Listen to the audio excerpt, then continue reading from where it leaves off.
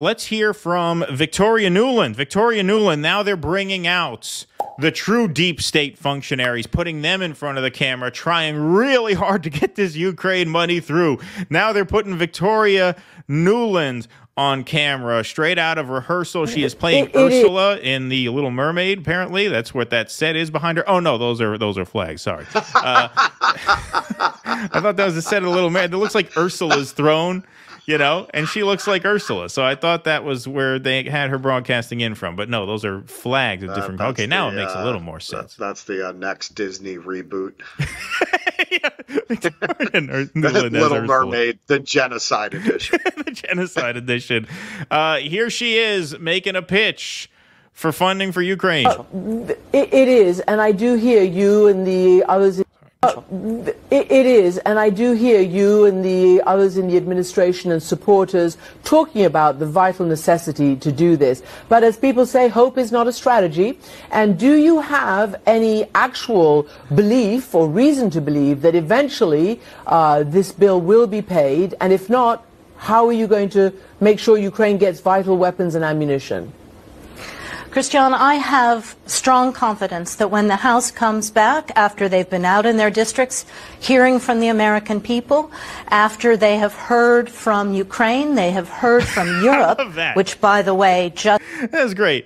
I trust that these members of the House, after hearing from the American people in their districts, and from Ukraine and from Europe, because obviously nobody back home in any district is going to say, hey, what's going on with this Ukraine funding? How come we haven't gotten that out the door yet? I guarantee you nobody's saying that. Nobody is telling anybody in a remotely vulnerable district, hey, what's up with the Ukraine funding? Why haven't we gotten it out yet? Maybe Dan Goldman's hearing that at a town hall in the West Village somewhere.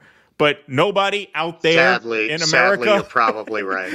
Maybe. Even he probably not. But there's a chance. One thing that's been interesting here, I've like just run across more than one pro-Ukraine protest because a lot of the Ukrainian refugees are here. Right. They're not really in America; they're here. Yeah, you said you ran into one. I ran into another yesterday. Wow. All right, let's this keep going. Comes back after they've been out in their districts, hearing from the American people, after they have heard from Ukraine, they have heard from Europe, which, by the way, just passed $54 billion in additional aid itself, that we will do what we have always done, which is defend democracy and freedom around the world, not just for victims of tyrants like Putin, but in our own interest in preserving a free and open international order. What about the victims of tyrants like Benjamin Netanyahu? We're gonna pass $60 billion for them. Oh no, that's right. Gaza got 10 in the last aid package. Ukraine got 60. Gaza 10, and we gave $14 billion to the people who were dropping the bombs on them. Interesting how that works. We do business with several monarchies, and not a kind of like half or pseudo monarchy like I'm in right now, like actual monarchies like Saudi Arabia. Yeah. Kuwait. Do these people have freedom? Do these people have democracy? No, we're actually bombing Yemen now. We actually bombed Yemen. After all that's been done. World, not just for victims of tyrants like Putin, but in our own interest in preserving a free and open international order. That's what we need to do. We've done it before. And by the way, we have to remember that the bulk of this money is going right back into the U.S. economy to make those weapons, including good-paying jobs in some 40 states across the United States. Oh, it's a jobs program. Saying that's when they're getting desperate, when they start saying that part out loud. Yeah, when they start saying, hey, by the way, the only jobs we haven't outsourced are the weapons manufacturing jobs. And that's what Chris Hedges talks about in one of his books. I forget which book he gets into. America, the Farewell. That was the Farewell Tour? Okay. That is a manufacturing base. Of course, we could just make direct investments. I mean, you had a Build Back Better bill, which had all kinds of direct investments. They're very simple and easy to make, like paid family leave, permanent child tax credit, universal pre-K. No. Trust us. The way to go is we're going to pay some of you guys to make weapons that we can go agitate World War III with Nazi battalions against a nuclear armed power. That's really the New Deal you want. right? That's the kind of economic transformation that you're looking for.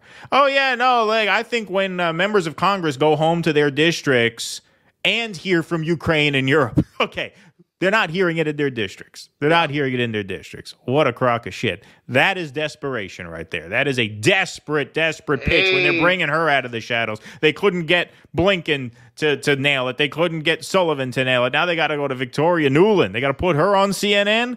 I mean, who's next? Who's next? I can't think of anybody else. That's sexist. Yeah, that's right. That's sexist. I forgot. Excuse me, I'm a little concerned that we haven't passed this that there Ukraine funding because I'm very worried about Vladimir Putin and his intention because Poland is next. You know it. You know that's what they're hearing at home. That's what they're hearing. Yeah,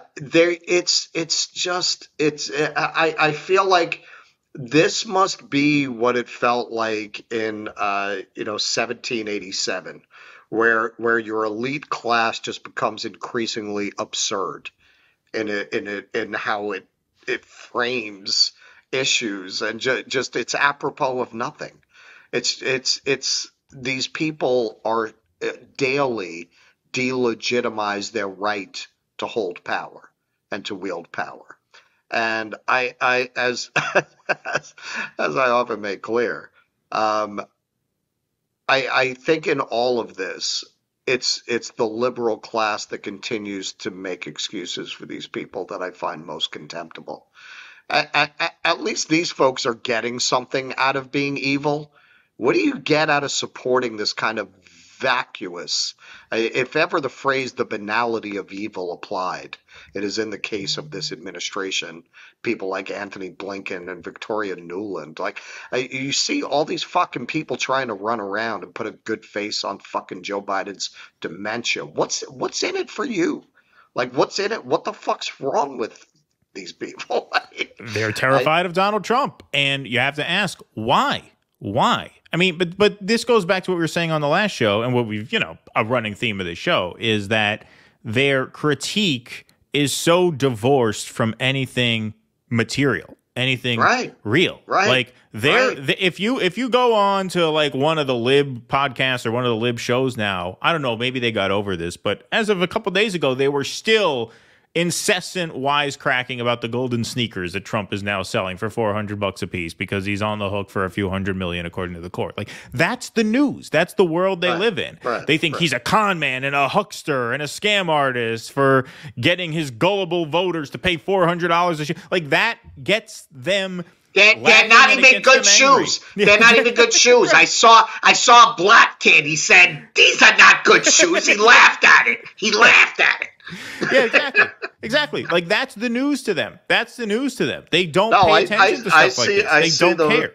Yeah, I see those memes floating around. Yeah. And they're the same people. I saw one today. This is going around with the fucking libs. If I were Joe Biden, whenever I was asked about my age, I would say, I'm too busy getting stuff done to sit down and get a spray tan and makeup. And if that makes me look old, I really don't care. And I said, yeah, for him to say that, he'd have to remember all of that. All of that. Yeah, that's a lot for him to remember. It would be a lot for him to go off. He'd have to write all that down. But it's just, how do you go so full emperor has no clothes? Like, how do you, even if you are a Democratic partisan, as Jon Stewart pointed out, if you really believe this about Trump, shouldn't you be, I mean, he didn't put it this way, but it's kind of implied, shouldn't you be screaming the loudest that Joe Biden needs to not be the nominee instead of trying to fucking make excuses for how great he is? Like, what's wrong with you? Please clap.